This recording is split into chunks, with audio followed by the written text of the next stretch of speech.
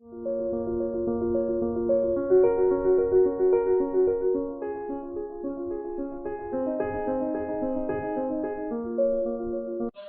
आप सबका वेगड़ एजुकेशन में फिर से हार्दिक स्वागत करता हूँ।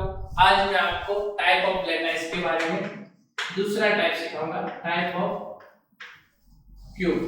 टाइप ऑफ क्यूब के बारे में दूसरा टाइप सिखाऊंगा। लास्ट लेक्चर में आप सिंपल क्यूब के बारे में सीखे थे। आज मैं आपको बीसीसी के बारे में बताने वाला हूँ, बॉडी सेंटर्ड क्यूब। इसका पूरा नाम है body centred cube. Body centred cube का मतलब क्या होता है? तो there are one atom in the center of body and 8 corner having 8 atom at the corner. Body center and also at the corner. Corner पे भी एटम रहता है और बॉडी के सेंटर पे भी एटम रहता है। मैं यहाँ पे ड्रॉ करता हूँ कि समझ लो कि ये बॉडी के कॉर्नर पे एक एटम है। लास्ट जो सिंपल क्यूब आप पढ़े थे उसमें भी कॉर्नर पे एटम था, बट यहाँ पे क्या है कि आपको सेंटर में भी एटम मिलता है। कहाँ पे मिलता है? सेंटर पे और कॉर्नर पे। सही है। तो इसके लिए हम डिफरेंट थिंग निकालेंगे बच्चों, गौर से देखिएगा। बॉडी सेंटर, बॉडी के सेंटर में भी एटम है एंड कॉर्नर पे भी है। कॉर्नर पे 1/8 पार्ट एक यूनिट सेल में होता है। कितने? एक यूनिट सेल में 1/8 part, but in body centre there are 8 corner. That means Z means क्या होता है? Effective number of atom, effective number of atom in 1 unit cell. तो ध्यान से देखिएगा कि ये कॉर्नर प्लस सेंटर दोनों का कंबाइन करेंगे हम तो हमें ये मिल जाएगा। समझ में आ रहा है? फिर से देखिएगा, कॉर्नर पे 8 एटम है एंड 1/8 पोर्शन ऑक्यूपाइड करता है, प्लस एक सेंटर पे एटम रहता है। It means 1 + 1 it means 2। That's why Z is equal to 2। That is equal to 2 for BCC। Exam में क्वेश्चन पूछे कि BCC के लिए Z क्या होता है, तो Z is equal to 2। याद रखिएगा, BCC के लिए Z क्या होता है? 2। नंबर 2, बात करते हैं टचिंग कंडीशन। किसकी बात करते हैं? Touching condition. तो टचिंग कंडीशन दो टाइप की हो सकती है। इसके लिए मैं आपको एक थियरी फिर से बताता हूं कि आप यदि क्यूब की बात कर रहे हो तो there are 2 type of diagonal, right? इसको बोलते हैं फेस डायगोनल। क्या बोलते हैं? Face diagonal. एंड इसको बोलते हैं बॉडी डायगोनल। क्या बोलते हैं? Body diagonal. सर हम किसको कंसीडर करेंगे इसमें? तो जिसके दो सेंटर के बीच का जो डिस्टेंस, सेंटर के बीच का डिस्टेंस r मिनिमम हो। क्या हो? मिनिमम, उसको हम कंसीडर करेंगे। तो गौर से देखिएगा कि ये बॉडी डायगोनल है, ठीक है, और ये सेंटर है। अब यहाँ पे देखिए दो पॉसिबिलिटी है। एक है a = 2 और दूसरी हमें a निकालनी।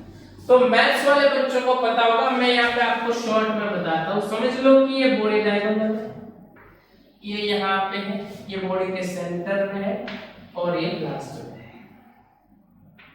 अब ये बॉडी डायगोनल R एंड फिर से मैं आपको बता दूं कि यदि आप इसको A B C D लो तो इसकी बात हम करें, ये ट्रायंगल की बात करें तो इसके लिए पाइथागोरस इक्वेशन क्या होगा? AB² + BC² = AC², where AB = A², BC = A² and C² हमें AC = B²। तो आंसर आएगा 2A² = B²। That's why B = क्या होगा? √2A। क्या होगा? √2A। फिर से देखिएगा, AB² BC² and AC² इसलिए ये जो होगा AC ये अपना डायगोनल है फॉर एक प्लेन, एक फेस की बात कर रहे हैं। B इक्वल टू क्या है √3। बट यदि हम कोई एक बॉडी डायगोनल की बात करें, किसकी बात करें, बॉडी डायगोनल की बात करें, तो हमारे लिए क्या होगा अकॉर्डिंग टू पाइथागोरस कि PQRS में ट्रायगोनल ये चेक करें हम तो हमें मिलेगा 2a का square plus a square equal a square plus b square equal to c square. इसके लिए हम b की जगह पे हम यहाँ पे रख सकते हैं √2a का square plus a square equal to c square. इसके लिए हमारा आंसर क्या आएगा 2a square plus a square equal to c square. तो हमारा c क्या आएगा √3a 2 प्लस 1 √3a आ जाएगा, क्या आ जाएगा √3a। बट यहाँ गौर से देखिए कि आपका जो c है c इक्वल टू 4r भी है, तो इसकी वैल्यू यहाँ पे पुट अप करें कि यदि if c equal to 4r and c equal to √3a, right, equation number 1 दे दीजिए, इसको 2 दे दीजिए, ध्यान से देखिएगा, दोनों को कंबाइन करें तो 4r equal to √3a, that's why a equal to 4 by √3r। ये अपनी टचिंग कंडीशन क्या है, a equal to 4 by √3r। समझ में आ गया? फिर से बताता हूँ, ध्यान से देखिएगा कि हम एक डायगोनल a लेते हैं, एक a फेस डायगोनल है, ये बॉडी डायगोनल है, दोनों के लिए हमने कैलकुलेशन की है। यहाँ पे बॉडी डायगोनल को कंसीडर करेंगे, ठीक है। एक दूसरी बात है यहाँ पे, फिर से बताता हूँ, कोऑर्डिनेशन नंबर क्या है, कोऑर्डिनेशन नंबर। तो ध्यान से देखिएगा कि कोऑर्डिनेशन नंबर दो चीज कीजिएगा, with respect to centre and with respect to corner. यदि विथ रिस्पेक्ट टू सेंटर की बात करें तो सेंटर का जो एटम है वो अपने यूनिट सेल में कितने एटम से कंबाइन है, जुड़ा हुआ है, तो 8। With respect to centre coordination number क्या होगा 8। But with respect to corner बात करें तो आंसर आएगा अपना 6। और with respect to corner and यहाँ पे ध्यान दीजिएगा, with respect to corner for 1 unit cell के लिए लिखोगे आप तो क्या आएगा, तो कि 1 यूनिट सेल में एक कॉर्नर कितने एटम से जुड़ा है 1। ये याद रखिएगा, मोस्ट टाइम पे क्या है, मोस्ट टाइम पे जो एमसीक्यू में पूछते हैं और में जेडब्ल्यू नीट में पूछते हैं, राइट। दो कोऑर्डिनेशन नंबर होता है, with respect to centre, with respect to corner. For 1 unit cell with respect to corner बात करें तो आंसर लिखने का है 1। क्यों? क्योंकि एक कॉर्नर में, एक यूनिट सेल में एक एटम सिर्फ और सिर्फ उसके सेंटर से जुड़ा है और किसी भी एटम से नहीं जुड़ा फॉर 1 यूनिट सेल। इसलिए 1 यूनिट सेल के लिए कॉर्नर के एटम में बीसीसी का कोऑर्डिनेशन नंबर हम क्या लेंगे 1। समझ में आ रहा है? फिर से बता रहा हूं, यहाँ पे ध्यान दीजिएगा, ये फिर से बता रहा हूं, समझ में आ रहा है? फिर से बता रहा हूं, Z क्या होगा, इफेक्टिव नंबर ऑफ एटम 2 होगा, ये उसका टचिंग कंडीशन है और ये इसका कोऑर्डिनेशन नंबर है। समझ में आ रहा है? तो अब बात करेंगे पैकिंग एफिशिएंसी की। फिर से बताता हूं, अब बात करेंगे पैकिंग एफिशिएंसी फॉर बीसीसी। किसके लिए?